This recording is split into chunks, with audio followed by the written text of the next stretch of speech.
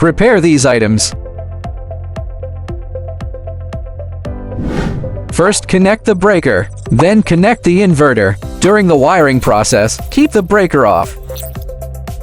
Connect the PV interface. Pay attention to the positive and negative poles. The red wire is connected to the positive electrode, and the black wire is connected to the negative electrode.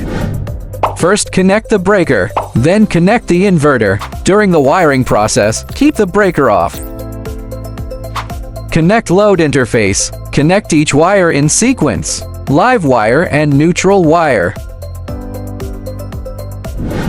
First, connect the breaker, then connect the inverter. During the wiring process, keep the breaker off.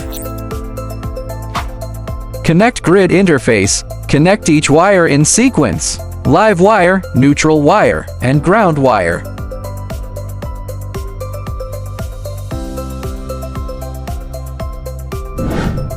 First, connect the breaker, then connect the inverter. During the wiring process, keep the breaker off.